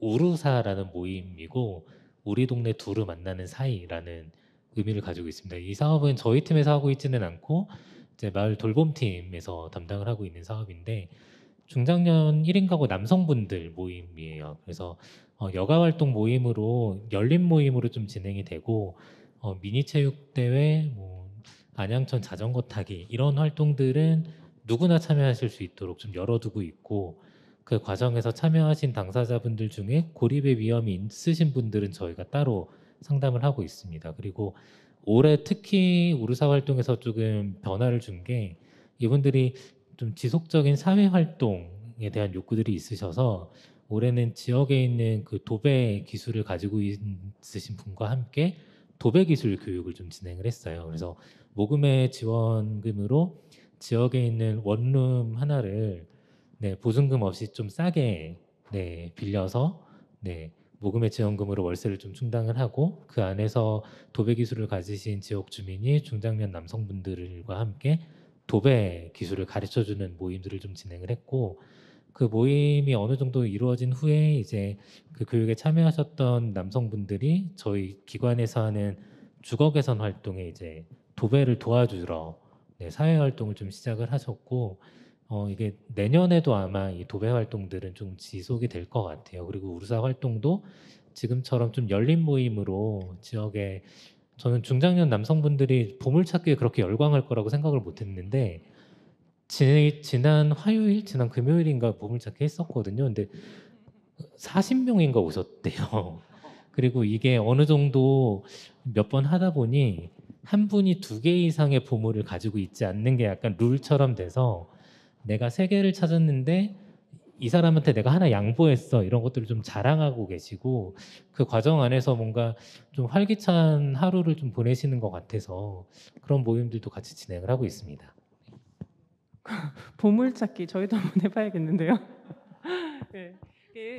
지원과 관련돼서 이런 질문이 있으셨어요. 이제 저희가 지원과 서비스를 조금 너무 당연히 여기거나 계속 지속적으로 요구하거나 조금 의지하게 되는 그런 부분들은 어떻게 대처하고 하고 있는지 그리고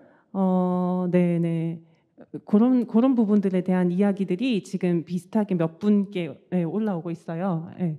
그런 분들은 어떻게 관계 맺고 계시나요? 네, 사실 그거는 이 고립가구 지원 사업이 아니어도 복지관이라면 늘 가지고 있는 고민인 것 같아요. 그래서 저희는 청년들과는 일단은 뭐 생활 서비스 쿠폰 같은 경우는 최대 지원 횟수를 먼저 안내를 드리고 그 지원 횟수가 지난 이후에는 저희가 상담을 통해서 다른 서비스를 연계해 드릴 수도 있지만 일단 현재 서비스는 지원 횟수가 정해져 있다. 그리고 저희가 위기 지원과 월세 지원들도 있는데 이거는 1회다라는 것들 좀 정확히 말씀을 드리고 있고 그럼에도 뭔가 계속 지속적인 지원을 필요로 하신 분들은 사실 이 사업 안에서는 조금 어려움이 있을 수 있기 때문에 기관에서 사례회의나 이런 것들을 통해서 정말 필요로 하고 있는 상황이신지를 저희 팀뿐 아니라 다른 직원들의 의견들도 좀 들어보고 그 과정에서 정말 필요하다라고 판단이 들면 네, 모금의 지원 사업이 아니더라도 서울 같은 경우는 희망온돌 사업도 있고 다양한 지원 사업들을 통해서 지원하려고 노력은 하고 있고요. 대신에 그것들이 만성화되고 있는 듯한 느낌들도 좀 있기는 해요. 근데 그럼에도 이 지원조차 없으면 안 되는 사례들도 있기 때문에 그럴 경우에는 저희가 처해 있는 그런 현실을 당사자분들하고 충분히 이야기 나누는 것 같아요. 뭐 예를 들면 뭐 희망운동 사업은 최대 100만 원까지고 2년 이내에 재선정이 안 되고 이런 지원 기준과 현실적으로 저희가 가지고 있는 그 어려움들을 당사자분들하고 충분히 공감을 하고 대신에 저희가 지원해드리지는 못하지만 다른 곳들을 같이 알아볼 수는 있다라고 하면서 당사자분들께도 최대한 본인이 알아보실 수 있도록 네, 좀 안내드리기도 하고요. 네, 네. 그렇게 하고 있습니다. 우리 안과장님과 그 기관에서는 결국에 처음 만날 때 비교적 명확하게 우리가 지원과 관련된 협력은 여기 이렇게 양과 방식을 조금 명확하게 소통을 나누고 그리고 그 이후에도 계속해서 지원과 관련되어서는 적극적으로 이제 그 한계성에도 불구하고 소통을 하면서 그분들의 어떤 감정을 좀 다스려 드리고 그래서 그런 만성화 그리고 또 만성화라고 하는 그 부분이 도대체 우리가 뭘 어디까지 만성화라고 볼 거냐, 그죠? 저도 그래요. 밑반찬 지원 계속 요청을 하시는데 그럼 그 밑반찬 지원을 계속해서 요청하시는 그분이 이 복지 사업에 만성화된 분이냐라고 우리가 말할 것이냐, 그 정도는 계속해서 드려도 되는 부분이 아닐까. 그런 지원과 관련된 부분들에 대한 협의도 기관에서 충분히 계속해서 주민과 기관과 당사자가 그 실무자가 소통을 하면서 협의를 이루는 과정을 꾸준히 해야 되지 그런 그 가치 혼란이라고 해야 되나요? 그런 것에 좀 소진되지 않을 수 있지 않을까 네 생각했습니다. 네 혹시 또 저희 같은 경우에도 예산적으로 지원할 수 있는 부분은 명확하게 말씀을 드리고 예산으로 지원할 수 있는 부분에 대해서 예산으로 지원해야 되는데 만약에 예산이 부족하다고 생각이 들면 저희는 인력을 활용해서 지원해 주는 방안을 많이 고민하고 있습니다. 인력을 활용하는 거에는 좀 한계가 없기 때문에 봉사자를 모집한다던가 담당자나 전담 인력이 나서서 진행을 하고 있고 뭐 다 지원할 수는 없지만 한 가지 예로 들면 장판이나 도배를 교체할 때 업체를 연계해서 예산적으로 지원을 통해서 지원해 주는 방법도 있지만 저희 기관에 있는 도배나 장판을 활용해서 전담 인력이나 뭐 전문적인 봉사자를 모집해서 인력으로 시간은 좀 더 들더라도 지원을 해줄 수 있다는 점을 강조하면서 지원을 해드리고 있는 것 같습니다. 네. 제가 계속 궁금한 게 너무 많죠. 네. 이야기를 듣다 보면 사실 우리가 이 사업에 의미가 있는 것도 다 관계를 중심으로 이야기를 하셨고 어려운 것도 다 관계를 중심으로 이야기를 해주시고 계세요. 그렇다면 이 관계 맺음 막 거절하시는 분도 있고 굉장히 많은데요. 이 관계 맺음을 잘하기 위해서 내가 다시 처음으로 돌아간다면 한번 어떻게 해보겠다는 생각이 드세요? 저는 이 사업을 진행할 때 좀 지역 주민들하고 지역 상점들에 찾아가서 좀 사업을 간단하게 설명을 드렸어요. 좋은 사업이니까 당연히 참여해 주시겠지 하면서 그렇게 간단하게 말씀을 드리고 이용자를 발굴하는 데 좀 시간을 많이 투자했었는데, 이렇게 하다 보니까 이용자는 발굴됐는데 그들에게 도움을 드릴 수 있는 지역 조직이 없는 상태가 된 거죠. 그래서 제가 만약에 과거로 돌아가게 된다면 일단 처음에는 지역 주민하고 지역 상점을 많이 찾아가서 이야기를 많이 나눠보고 사업을 좀 진중하게 설명드린 다음에 네트워크를 좀 탄탄하게 구축을 하고 그 다음에 이용자를 발굴해서 그분들에게 좀 더 사회가 이렇게 좋은 사회다라는 거를 말씀드리고 싶습니다. 네, 저 같은 경우에는 지역 조사를 했던 게 굉장히 꽤 도움이 많이 됐어요. 그래서 처음 이제 사업을 진행하시는 분들이라고 하면 지역 조사했던 부분들을 꼭 추천을 드리고 싶고요. 또 그 주민 활동단을 운영하면서의 그 우여곡절이 있는 것 같습니다. 다양한 우여곡절이 있었는데 진행을 하면서 2차년도에 특히 저희 활성화되었던 부분이 이음단이라고 해서 그러니까 당사자의 지역, 거주지 중심으로 주민 조직하는 게 꽤나 정말 필요하고 절실하고 좋더라고요. 그래서 그러니까 활동단을 모집해서 운영하는 것도 분명 필요합니다만 당사자 거주지 중심으로 주민 조직을 하면서 관계 하나, 둘 이렇게 관계를 하나씩 이어가면서의 조직하는 것도 되게 필요하다라고 해서 당사자 중심의 이웃 나눔, 마음 나눔에 관심 있는 분들을 많이 만나보는 거, 그게 다시 더 해보고 싶습니다. 네. 네, 저희는 지금 생각해 보니 생각이 너무 많았던 것 같아요. 네, 그러니까 청년에 집중해야 된다라는 그런 피드백 이후에 청년 우리 기관에서 만나본 적이 없는데 어떻게 해야 되지? 어떻게 만나지? 이 사람들은 뭔가 복지관이라고 하면 싫어하지 않을까? 나 같아도 복지관에서 뭐 한다 그러면 안 갈 것 같은 이런 생각이 되게 많았었고, 그러다 보니 사실 작년에 사업 추진이 잘 안 돼서 저희 자문 교수님 저희 기관 오셔가지고 혼내고 가셨거든요.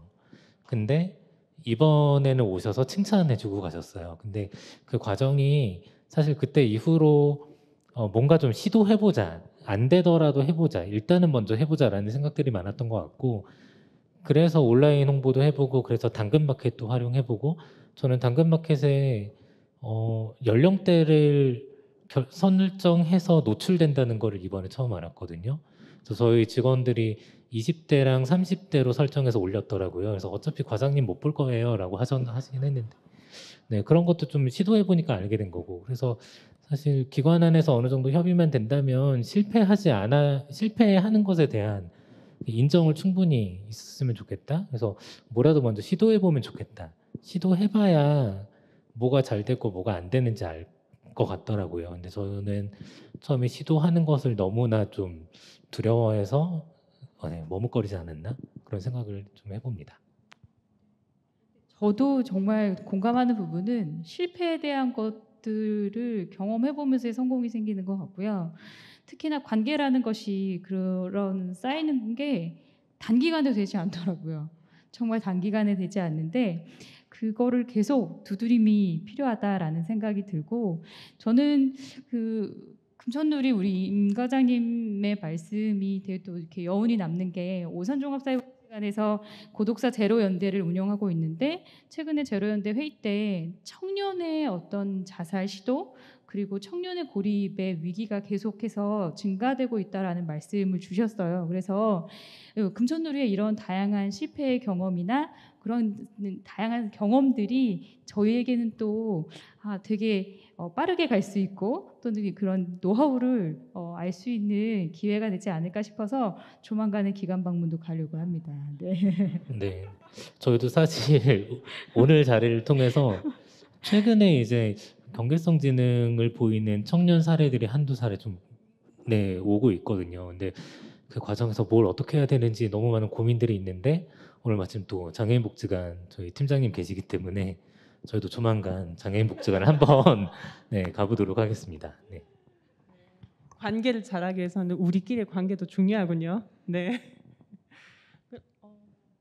네, 그러면은 이제 질문 하나가 더 있어서 질문 드리겠습니다. 어쨌든 저희는 사회적 고립을 발굴하기 위한 사업을 진행을 하고 있습니다. 그래서 질문 중에 하나가 이제 장애인 복지관 쪽에 이제 측에 온 질문이기도 하지만 저희 쪽에도 많이 질문에 대한 답변을 해드릴 수 있을 것 같아요. 그래서 질문은 정신장애인 고립 가구 발굴에 가장 효과적이었던 방법이 어떤 것이었는지 질문 답변을 해주시고, 그다음에 과장님들은 사시면서 하셨던 고립 가구 발굴 중에 가장 효과적이셨던 거 대답해 주시면 좋을 것 같습니다. 네. 저희는 사례를 살펴보면 좀 신체 외부 장애인 분들이 좀 많으세요. 그래서 신체 외부 장애인 분들은 한두 번 방문해도 이 사람이 날 도와주러 왔구나 라는 걸 쉽게 인지하시고 지원을 해드리고 있는데, 정신장애인 분들의 같은 경우에는 신체 장애인들보다는 좀 거부감이 심하고 좀 더 외부 사람을 맞이하는데 좀 시간이 오래 걸리더라고요. 그래서 신체 장애인 분들이 한두 번 만난다 싶으면 정신장애인 분들은 5번에서 10번 사이로 좀 더 자주 만나는 것을 추천드리고 싶고, 또한 그 주변에 뭐 주무관이라든지 집 주인이라든지 친구분들이라고는 볼 수 없지만 뭐 주변에 같이 계시는 분들하고 같이 찾아가는 것 좀 추천하고 있습니다. 그분들을 통해서 일단 집 안으로 들어가는 것을 성공해야지 저희랑도 이야기를 할 수 있기 때문에 주변에 친한 관계를 좀 알아보는 것이 중요할 것 같습니다. 네, 저희는 사실 저희 기관이 지역 주민들하고 뭔가 사례를 발견하고 지원하는 게 되게 익숙한데 청년 사례는 좀 잘 안 됐어요. 왜냐하면 주로 활동하시는 지역 주민분들의 연령층이 좀 높기도 하고 주민들하고 지역 청년하고의 접점이 많이 없어서 주민을 통한 청년 발굴이 그렇게 많지는 않은 상황이었고, 조금 효과적이었던 발굴 방법이 저희는 이제 아까도 말씀드렸던 온라인 홍보, 당근마켓을 활용한 온라인 홍보가 사실 청년들 입장에서는 손쉽게 접근할 수 있는 상황이었고, 실제 카카오톡 채팅 내용 중에 딱 첫 번째 채팅이 저 월세 지원 받고 싶은데 어떻게 해야 돼요? 라고 바로 물어보시는 경우들도 있어요. 그것처럼 좀 문턱을 많이 낮췄다는 게 좀 주요했던 것 같고, 또 하나는 역시나 그럼에도 조금 전통적인 방식인 직접 발로 뛰는, 저희가 오피스텔이나 원룸 거의 80개 정도 건물을 갔는데 한 건물에 거의 많으면 30개 정도 방이 있거든요. 그러면 대략적으로 한 몇천 부의 홍보지를 저희 청년 봉사자분들과 함께 다 꽂아 놓은 거죠. 근데 그 활동들을 저희가 유관기관 방문으로 뭐 금천 오랑이나 청춘빌딩 이런 곳에 가서 저희가 이런 식으로 홍보하고 있다라고 하니 오히려 거기서는 저희가 못하는 것들을 복지관에서는 충분히 잘하고 있다라는 의견을 좀 주시기도 했어요. 저희는 청년을 대상으로 뭔가 색다른 홍보 방법이 있을까라고 생각해서 방문을 했는데 오히려 저희가 직접 발로 뛰는 홍보 방법이 그들 입장에서는 좀 색다른 홍보 방법이었던 것 같더라고요. 그래서 그런 홍보 방법도 발견하고 찾아내는 데는 좀 효과적이지 않았나 생각이 듭니다. 저 같은 경우는 아까 말씀 주셔서 생각이 났는데 저희도 1차 년도에 과연 오산종합사회복지관에서 사업을 이어갈 수 있겠습니까? 라는 말을 들었었거든요. 그런 말씀을 해주셨는데 생각해보니 사업을 못해서가 아니고 발굴에 대해서 그 과정이 꽤나 오래 걸리는 것 같더라고요. 그래서 우선 고립에 대한 발굴 말씀드리기 이전에 발굴로 이어지지 않더라도 주민들과 관계 맺음, 지역을 알아가기, 지역 안에서 인사하기, 그런 과정들 가운데 바로 발굴로 이어지지 않더라도 실무자분께서는 너무 염려 마셔라. 그 과정이 그 발굴이나 정말로 관계로 이어질 것이다라는 말씀을 드리고 싶고요. 또 그 기관에서 오산시청에서 저희 같은 경우에는 우편물을 아예 또 다 보내주셨어요. 그래서 우편물을 이제 실제 보내실 일이 있을 때 저희 홍보지를 같이 껴가지고 다 보내주셨거든요.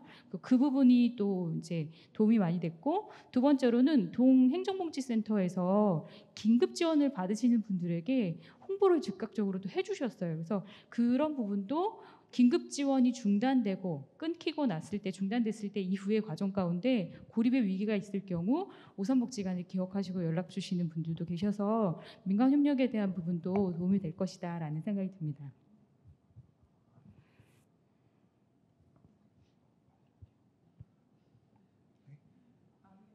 네. 아 근데 고급진 질문들이 되게 네. 많이 나오네요. 아우 네. 그래서 하나 네. 더 말씀드려도 될까요? 그래요? 또 네. 있어요. 네. 아까 그 지역 특색을 조사해라라고 네. 하는 부분에서 어떤 한 질문자분이 그거에 대한 꿀팁을 혹시 네. 공유해 주실 수 있는지 한번 여쭤보셨거든요. 그래서 혹시 꿀팁이 하나 있을지 여쭤보고 싶습니다. 네, 좋습니다. 그 조사 같은 경우에는 두 가지가 있는 것 같아요. 우선은 객관적인 정보들을 가지고 인구 현황이라던가 다양한 정보들을 가지고 조사를 1차 했고, 두 번째로는 지역 현장으로 나갔습니다.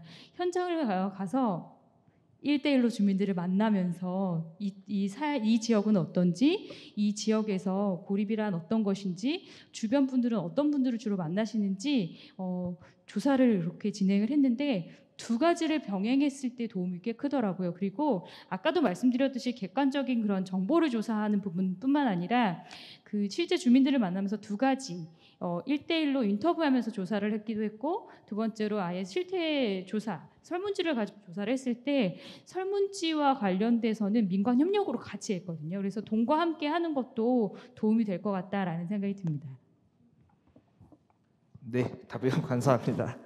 아쉽지만 이제 마무리할 시간이 다 된 것 같습니다. 시청자분들께서도 의미 있는 시간이 되셨으면 좋을 것 같습니다.